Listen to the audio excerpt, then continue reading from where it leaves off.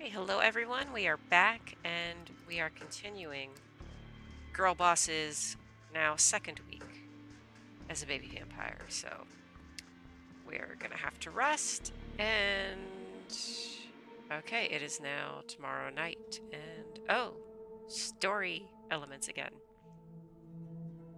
Sophie requests your presence tonight and it seems urgent. You find her already waiting for you and clearly pondering something. It takes a few minutes of awkward silence before she speaks. I require your assistance, girl boss. There is a matter of great importance that I need to ask you to resolve for me. You will find what I'm about to say surprising, I'm sure, but I need you to hear me out. I need you to contact an important anarch figure in New York City and arrange a meeting for us. Aren't meetings with anarchs forbidden? I'll be setting a trap, right? What business do you have meeting anarchs? Yeah, I'll be setting a trap, right? You need me to set it up so you can deal a blow to them? No, not immediately anyway. I intend to meet with them in good faith. I realize how ridiculous that may sound to you. We'll find that with this, as with many other things, the Camarilla's policies have more than their share of hypocrisy inherent in them. It comes hand in hand with using medieval power structures. What we are forbidden to do, the prince may do willingly. Some of these things can be done in the open, while others are kept secret as to not invite discord and discontent. I need to contact a man named Torque. He is an influential member of the movement, and like most of them, very suspicious of the Camarilla. That's why I'm sending you to extend my invitation. How do I know he'll talk to me? Why me? Why not go yourself? What are you? I want to know what you're scheming. Yeah, what are you scheming, Sophie? Say I arranged the meeting. What's next? I have something to offer, Torque. A chance to set things straight, both for the Anarchs and for us. Especially for us. From my limited sources adjacent to the movement, I've gathered that your best chance to speak to Torque is to first meet with his right-hand woman, Mia. She's a regular at a club called the Leech Pit. I think it would be best if you presented yourself as an anarch hopeful, a fledgling looking for a place of belonging. Only after you talk to Torque directly should you mention my name and meeting. And the meeting. Yeah, that makes sense. I don't know, it sounds risky. Lying to them. Yeah, I'm gonna say it sounds risky. What if they've heard of me? What if I slip up and mention you by okay, I'm not going to slip up and mention her by accident, but I leave the approach to your discretion, but know that you have to accomplish this on your own. I cannot involve myself as there's just too much at stake. After tonight, I suggest that we do not speak of this again until you arrange the meeting. There are too many who would jump at the chance to use this against us. With Kaiser, you have proven you can get the job done, even if it requires additional legwork. I trust you to deal with this task as quickly and covertly as possible. Forgive me, but that's all the time I can spare tonight. What I'm asking of you is just part of a bigger whole. Trust me, it will all be worth it. I'll do my best. I better be. I'm risking my neck here. I haven't agreed to do this, yes. Yep. Gambate to me. I'll do my best. I know you will. Check with Gregory for the address of the Leech Pit. Have Mia introduce you to Torque. When she does, tell him I wish to meet. Let him pick the time and place, but let it be soon. If he proves too guarded, tell him I have something that will help him gather allies against Boss Callihan. That should pique his interest. Good luck, and obviously, not a word about this to anyone else, not even any new friends you might have made in recent nights. This stays between us. The way she says the final sentence suggests a not so veiled threat, but her warm smile belies that impression. You want her to keep trusting you. You wouldn't want to disappoint her. Can't disappoint the sugar mommy or the sugar gets cut off. Gregory gives you the address. The club is in Brooklyn. Apparently, it's some kind of heavy metal bar with a dedicated concert space. Time to pay Mia a visit. The place is teeming with people tonight. There's empty chairs in here. I think if it was teeming with people, we wouldn't be able to see the empty chairs here. But I digress. You arrive in the middle of a concert. The music is loud, almost deafening, and it takes you a while to get used to it. This is not your scene at all. Man, well, I mean, our girl boss was a corporate slave. Corporate wage slave. She didn't really have time for fun. Or maybe metal's just not her thing, but I'm not even just assuming metal's not her thing. I'm just assuming she had no life at all. Just her job, no time for fun. Maybe when she relaxes as a vampire a little bit, she can have some fun here. So, okay, you can barely focus through the noise, but you grit your teeth and decide to bear it. The sooner you find Mia, the sooner you'll get out of this hole. A group of a few dozen patrons are tightly packed together, and the smell of their sweat and youthful, excited blood overwhelms you momentarily. It's with some difficulty that you turn to the task at hand. You've heard your share about the anarchs and how they fit into kindred politics, but you only have your short encounter in Corona Park on which to base your actual opinion of the faction. That might have been just a horrible first impression, but you're keeping your guard up just in case. Mingle with the crowd, ask for Mia at the bar. I'm gonna ask for her at the bar. I don't want to deal with the big crowd of people. That's annoying. You start at the bar. Mia was supposed to be a regular. Might as well check how true that is.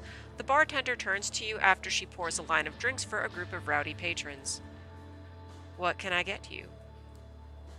Have you seen Mia tonight? I'm looking for a girl called Mia. Any chance your name is Mia? I don't know. Have you seen a girl called Mia tonight? Depends on who's asking. She gives you a sly smile. What do you want with her? Heard she has connections. I wanted to meet a local legend. Yo, I heard she's hot. Ain't no bullshit. I heard she's kind of hot. Yeah, she's the real deal, all right. Go to where the crowd is. She's the small girl in the big jacket. Have fun. She winks at you. I guess this bartender's gay too. Or maybe. You approach the woman the bartender indicated as the band takes a break. Heard you're into anarchy. I'm new to being dead. I want to learn about anarchy. Yeah, I'm kind of new to this whole being dead thing. Carrie introducing me to man, this is so, like, not inconspicuous at all. I wasn't even going to mention the anarch stuff. I was just say, like, yeah, I'm a vampire. I'm not dead. I'm not alive. And I heard you might be able to help or something. Okay. Ugh, seriously? That's the best line you came up with? Okay, I don't know if I would describe her, like, as hot, like, in terms of the art, although, like, yeah, her style's not half bad. This is feel like more of a goth look than a metal look. It's kind of cool. She doesn't smile, but she doesn't hit you either. Follow me behind the bar. She leads you through the bar to a back door that leads into a side room. Indie metal band posters are plastered on every wall, some of them 20 or more years old, judging from the tour dates. An old sticky table and some rickety chairs are the only pieces of furniture here.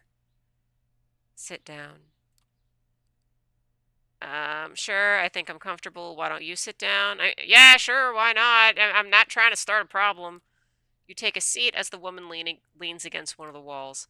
The name's Mia. I'm guessing your visit here isn't a happy coincidence. I don't know you, so you're either new in New York or kept an outstandingly low profile. Both sound suspect. So, before we take these pleasantries further, answer me this. Who do you run with? Sophie Langley, Camarilla, but I'm looking to switch. Yeah, I'm not mentioning her name. I don't know if I should mention Camarilla. I'm just gonna say I'm independent.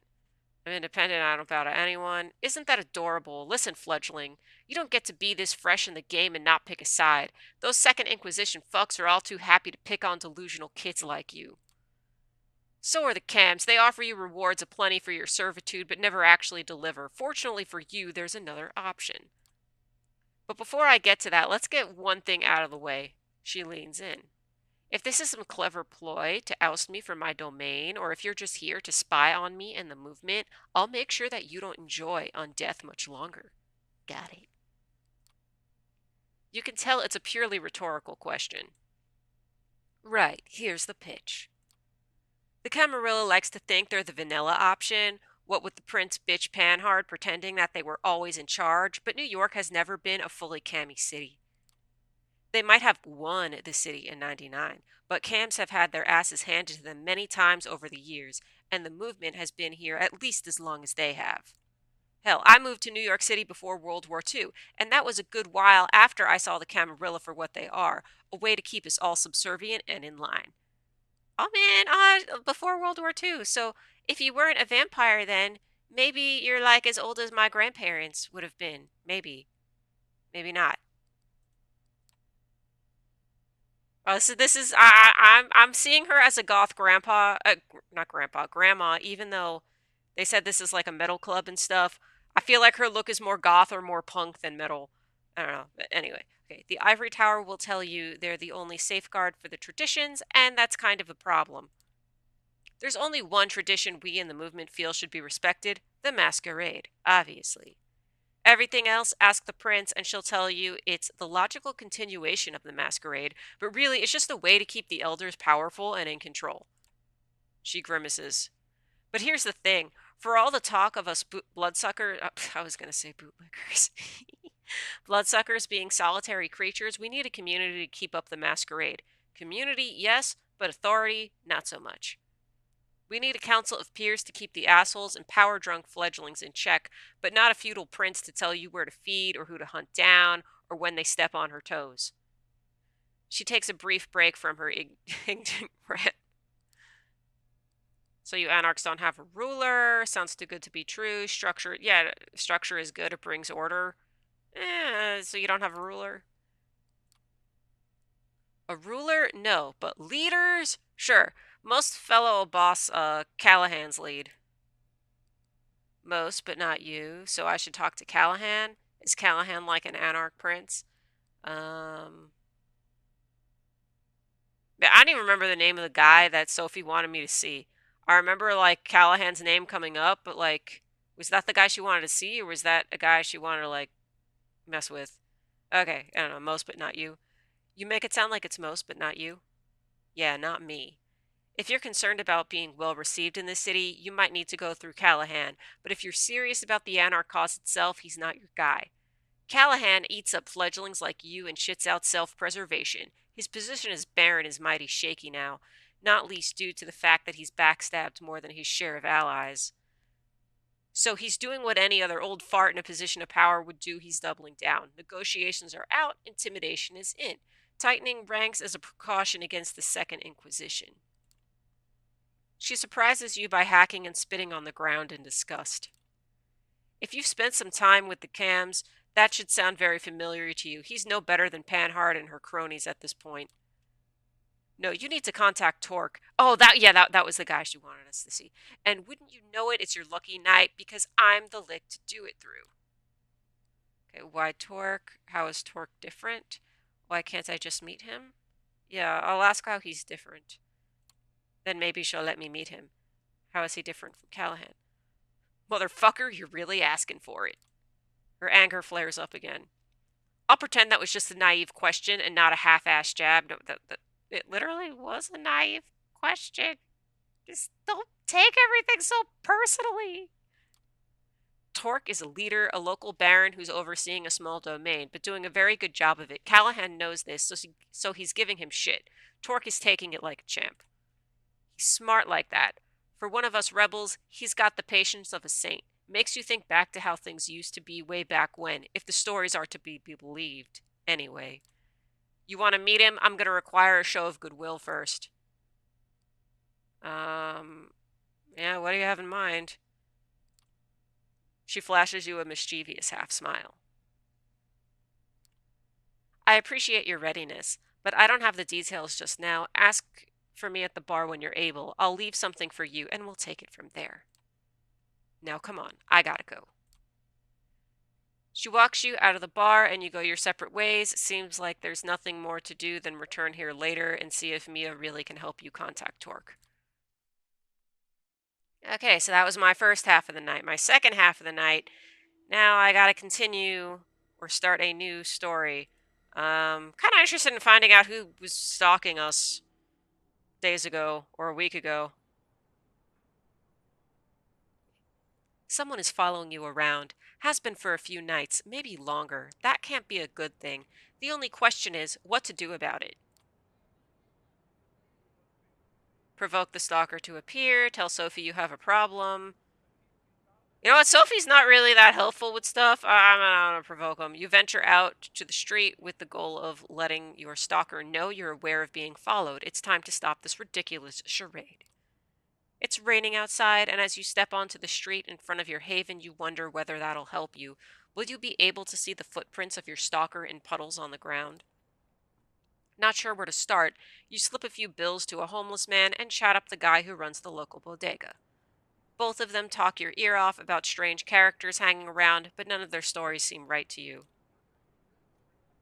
Walking the streets, you're convinced by turns that everyone you see is an enemy agent out to get you, and that your stalker has decided to take the night off. Frustrated after a couple hours of useless searching, you cross the road without looking where you're going. A courier on a motorbike zooms towards you.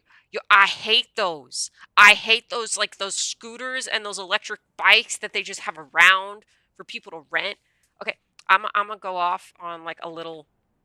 I'm gonna go off on a little thing. Actually, no, that's not the right fate for this. Yeah, I'm gonna go off on. Oh no, wait, is it this one? No, wrong one. Okay, anyway, I'm gonna go off on a little bit of a rant right now about courier zooms on those little motorbike things. Okay, so they're the motorbikes they have around for like people to rent and the scooters, and they just like are always knocked over on the sidewalks, and sometimes they're like even knocked over off the curb, messing up like with like places where people could park and stuff. And I don't even know why it's allowed. Like people have to pay to rent them, but, like, is the city getting any of that money? Like, I didn't hear about the city getting any of that money. I think it's a scam. Anyway, I hate those scooters. If, you're riding those things around New York City, you suck. I hate those things. Like, actual bike or a car, screw those scooters. I mean, in a park, okay, I get it. On the street, I hate them. I hate them as a pedestrian. I hate them when I'm driving. I hate them. I hate those scooters. Ban them. Or just I would slash the tires if I wasn't afraid to slash the tires, like afraid of the repercussions of getting caught. But yeah, if somebody did slash them, I'm not saying you should. I'm just saying if that happened, I wouldn't be sad about it. Okay. Anyway, continuing. Okay, zooms towards you and has no time to brake or swerve as you suddenly step in front of. Yeah, see, exactly. Accidents like this. There have been people who have been killed in accidents with these stupid motorbikes. Okay. For a split second, your eyes meet those of the man on the bike, and you both know you'll collide.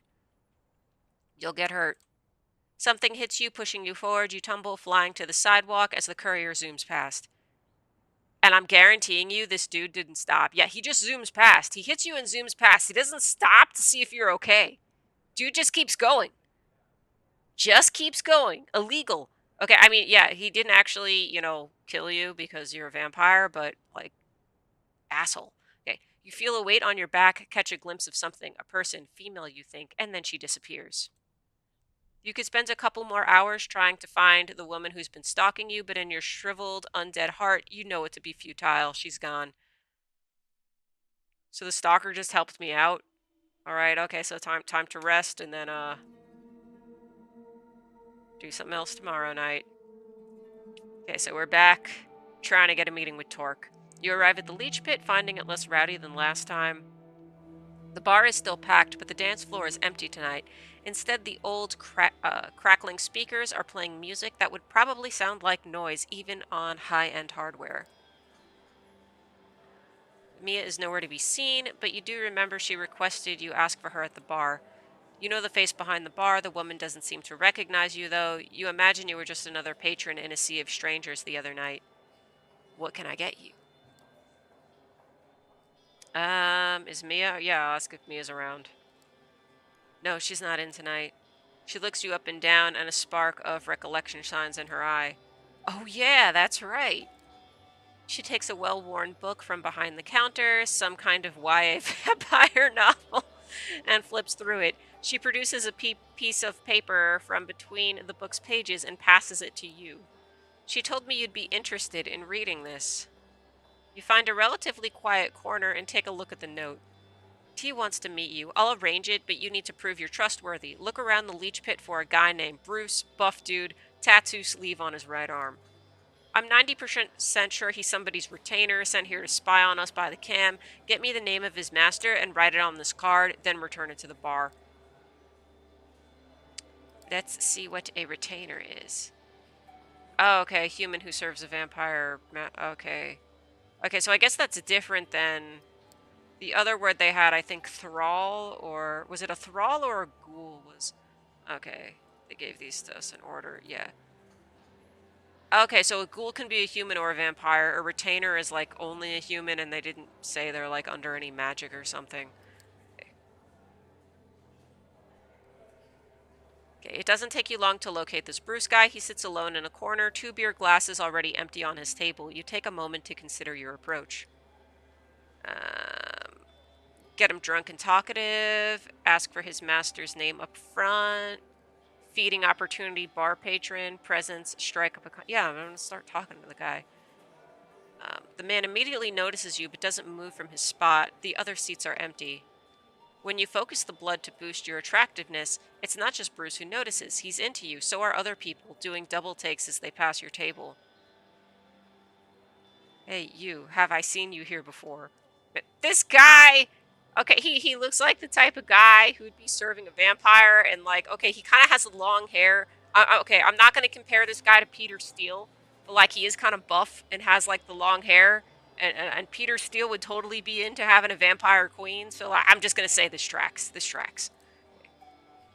Have I seen you here before? Yeah, probably. It's possible I'm a regular. It's my first night. Yeah, I'm just going to say yeah, probably. Yeah, I was at the concert the other night. Oh yeah, I remember. Great to see you again. Ask him about the name nicely. Ask him about the name directly. Intimidate him to give you the name. Hmm.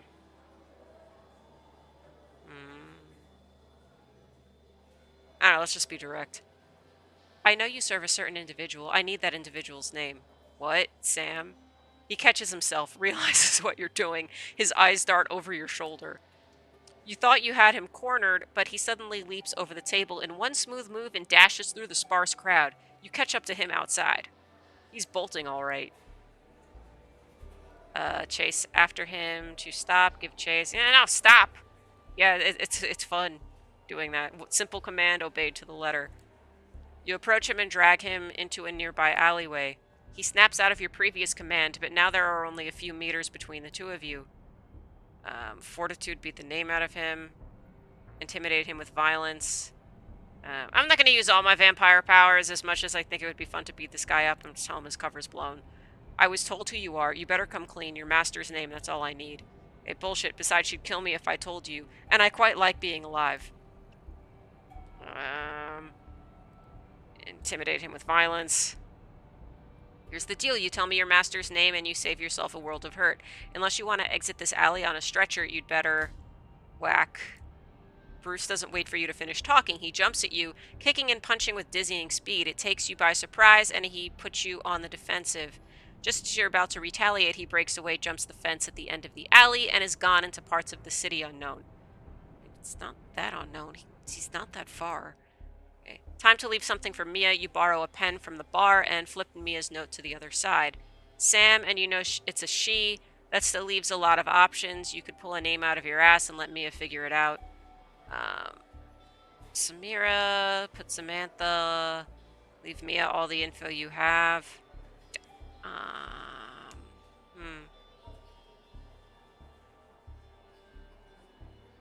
I feel like we've heard the name Samira before, but I'm just gonna leave. Yeah, okay. Yeah, so, okay, Mia asked for a name, but if all you have is a fragment in the gender, it'll have to do. You jot down a note. Bruce referred to his master as Sam and called her she. You pass the piece of paper to the bartender. She sticks it back in the same book. Hold on 1 second. She wanted me to pass something on to you. She produces a cell phone from behind the counter. It's ancient, at least 15 years out of date.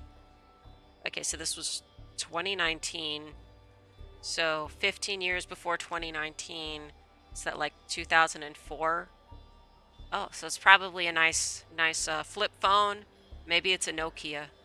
If it's a Nokia, that would explain why it's still working. Okay. Oh, right, and this. An old charger for the piece of junk in your hand. They really did think of everything. She said she'll be in touch. It takes you a moment to remind yourself how to operate this thing. What do you mean? Remind yourself how to operate this thing. It's easier to operate than a smartphone. It has pressable buttons. It takes you a moment to remind you. Yeah, okay. And then you find its phone book is blank. There's no Wi-Fi connectivity. Yes. And no saved messages. It's got a version of Snake, though. Nice. The bartender is already over at the other end of her domain, taking orders from patrons. With your Anarch contact nowhere in sight, you decide to move on for the night. Hopefully your educated guesses based on the scraps of info you collected will be enough for Mia to call you.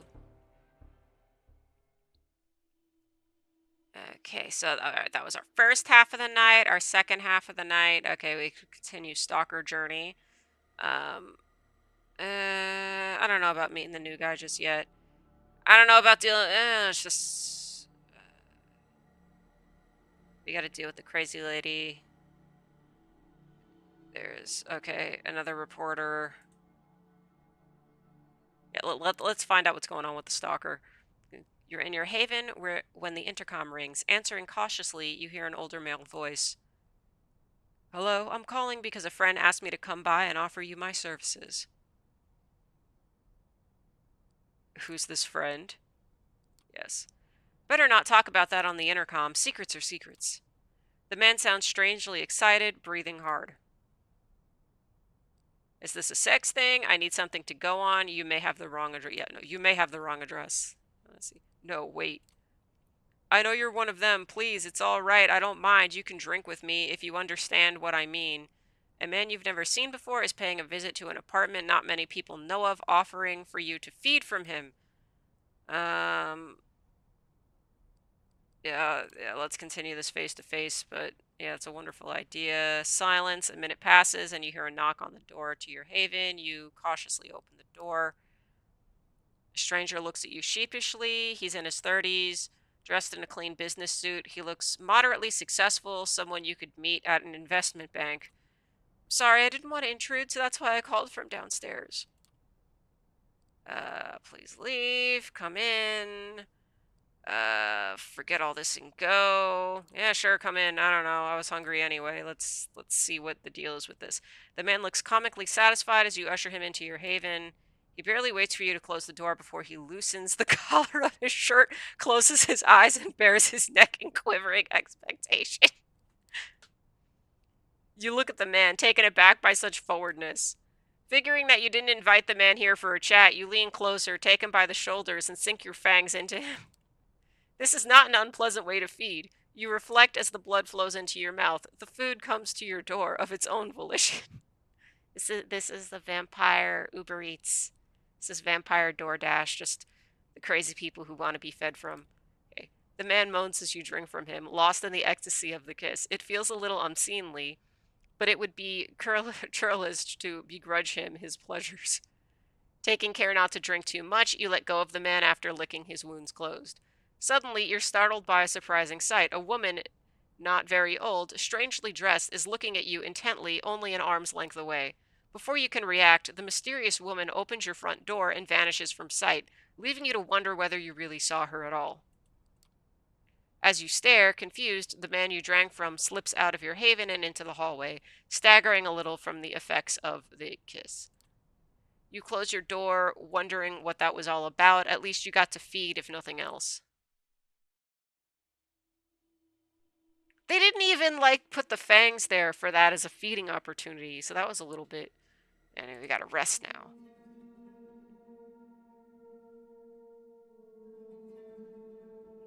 Piece of paper is sticking out of your mailbox. It's a computer printout, a note and a screenshot from Google Maps. It reads, "Meet me at the indicated spot tomorrow at 10 p.m. I'll pick you up and we'll take it from there." No signature. The place marked on the map is the lookout point near Pier 1, just next to the Brooklyn Bridge.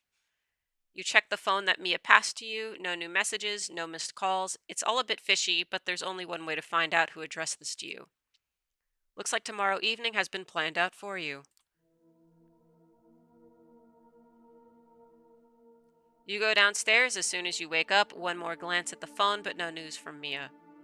You take the car down to Brooklyn Park on Front Street and approach the meeting spot cautiously. A figure of about Mia's size is standing there, dressed in an oversized jacket and looking out towards Manhattan. As you approach, you can hear her muttering something. Is it true? But I do not think it's true. If I do not think it true, then it cannot be true. And if it cannot be true, then...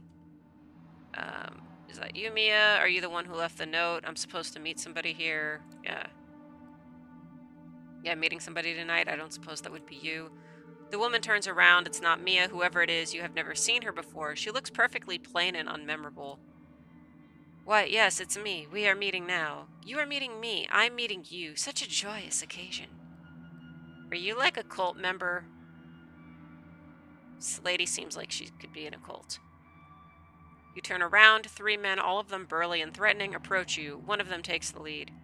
So, you got the message. I did. Who are you? What is this about? Yep, what is this about? We're taking a trip, friend. Boss wants to meet you. Kaiser, Callihan, Torque. Yeah, Torque? What, you gotta be shitting me. Torque ain't the boss of jack shit. I mean Boss Callihan, you dumbass. I suggest you get a move on. We've got places to be. The voice of the woman keeps creeping into your consciousness. The litany of gibberish ever present throughout this entire conversation. The man cracks his knuckles. Or we can do it the hard way. The choice is yours. Agree to go with them, fight back, resist. I don't want to go with these. Maybe this is part of the test. You rush to the man and hit him, bracing for an unpleasant beating. A shriek fills your head. It's the woman. She's making you feel small and weak. Okay, she's some sort of weirdo banshee. The other 2 men join in, kicks, punches, you barely feel them. You fight back fiercely, land a few good hits. A baseball bat breaks on your shoulder. A poorly aimed stake scrapes your chest, slides off the ribcage, breaks on the pavement. The wailing of the woman drowns out everything until all you can think of is that you need to make her shut up. She must obey. You're weak, bruised, they keep hitting you and hitting you and hitting you, you stop resisting. Finally tenderized, gonna be nice now? Stupid bitch, load her onto the boat, boys. They drag you along, you want to resist, but they got you right where they want you. It'll take a while for your blood to give you back the strength to fight. I guess I picked the wrong choice. Okay, a rickety motorboat is waiting at the pier, and they throw you in. The engine starts. You're off to somewhere. It's hard to tell, especially after they throw a cloth bag over your head. It takes 15 or so minutes to reach your destination, you think. The engine dies down, and you are led on shore, and then further up an incline and through some overgrowth. 10 more minutes of walking, maybe, until a deep voice reaches your ears. Vincent, my dear boy, why the hood over our guest's face? Well, boss, I thought... No, that will not do. How many times do I have to repeat myself, Vincent? You don't have to think. You have to listen and do what you're told, yes? Yes, boss. Well, take that ridiculous sack off their head, will you? The hood comes off. The owner of the deep voice is a curious sight, dressed in what can only be described as Victorian clothing, with a monocle and graying red hair. Is this Callihan? Apologies for Vincent's unacceptable behavior. He can be a little thick sometimes. Isn't that right, Vincent? Yeah, boss, sometimes. A little. I believe you already know who I am. You're Boss Callihan, you're the Anarch Baron, you're a dumb-looking motherfucker. I want to say you're a dumb-looking motherfucker, but I'm not able to fight yet, really, so... Yeah, Anarch Baron. Ain't that the truth? Douglas Callihan is my name, but you may call me Boss. Everybody does, for good reason. I have invited you here to have a friendly chat. Now let me make myself perfectly clear. I am disappointed in you, truly disappointed, but I arranged this meeting to allow you to make amends. First, though, I have to make sure you understand what your infraction was. So, do you know why you're here?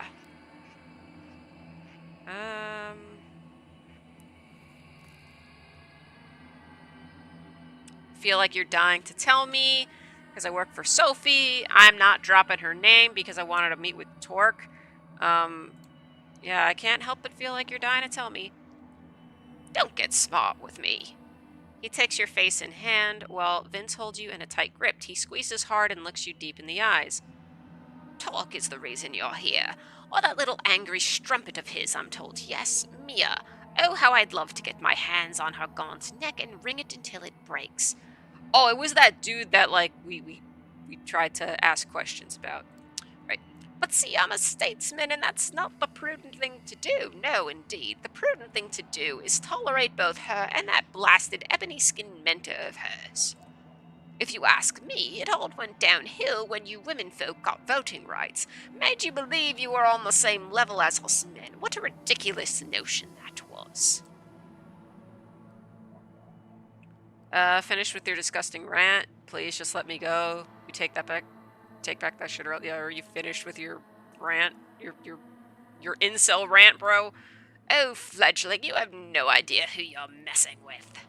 He looks at you with rage in his eyes, and you feel insignificant and vulnerable, and irrational fear takes over you. You cannot speak up against this man again. You just can't. He's too terrifying. Wait, you're with the anarchs, but you're like... So you're like for anarchy and, like, you know, no hierarchy and stuff, but you still are for the patriarchy. Alright, bro. Alright. Okay. Now that I have your full attention, I will request something from you and you will obey me to the letter, but that comes later. First you will answer a few questions, the first of which, who pointed you to Mia? Nobody. It was my idea. Oh, really? And what was your intention behind the meeting? Needed Mia's help. I wanted to contact Tori. Yeah, I need her help with something. Oh, come now, you'll have to be more specific than that. I need to know exactly what it was you discussed. I wanted her to explain the anarchs to me. Yeah, so I asked her about the movement. Oh, child, you should have come to me then. I am the anarch movement in New York City, and nobody makes a secret out of it. You bet on the wrong horse, and I'm sure you'll soon learn. You see, that wasn't hard now, was it? Of course, I can't be sure how much of what you told me was true, and how much of it was worth as much as yesternight's horseshit. But I'll find out. I always do. When I do, you'll have another one of these nice talks, and maybe, just maybe, you'll avoid this upcoming unpleasant episode next time. He gives Vince a sign, and the burly man starts hitting you all over. You feel teeth, ribs, and fingers break. Your foot is mangled under Vince's boot. Your shoulder dislocated. Your nose wrecked. Okay, so I guess even if I didn't fight these guys, they would have beat me up here anyway. Okay. That's enough, Vincent. Leave them be. He snaps his fingers in front of your face a few times and checks if you can focus on his face. You can, but barely. I am a man of principle. Another night I would perhaps put you in a casket, dip it in concrete, and dump it in the Hudson. A favorite of mine during the Roaring Twenties. Ah, it's been a while. Okay, so just how many vampires do you have in coffins in the Hudson? And, like, why is the only river they're mentioning the Hudson? Like, why aren't you mentioning, like, the East River? Unless they're the same thing. I gotta check maps again. My geography isn't always the best. And are they alive in those coffins at the bottom of the river? Like, are they alive in the coffins? And if you're like an old-timey rich dude, why do you just want to dump him in the Hudson River? Why aren't you, like, taking him out to, like, Gatsby's mansion and, like, dumping him in the Long Island Sound? You know, a little variety. You don't want to dump all your bodies in one place. Not a good idea for the Masquerade, I feel, because, like, you know, what if they get discovered? People go scuba diving looking for cool stuff all the time.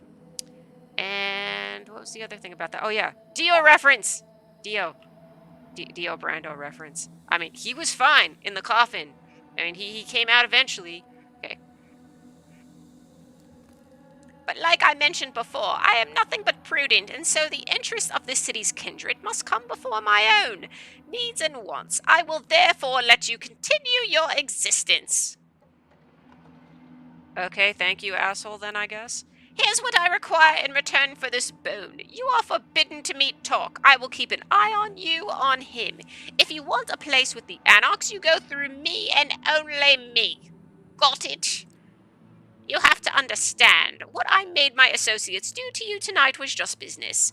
We can still work out a mutually beneficial relationship. In fact, it's either that or your final death. Time to go, Vincent. Take the boat back. Leave the fledgling here. I think they have a lot to think about.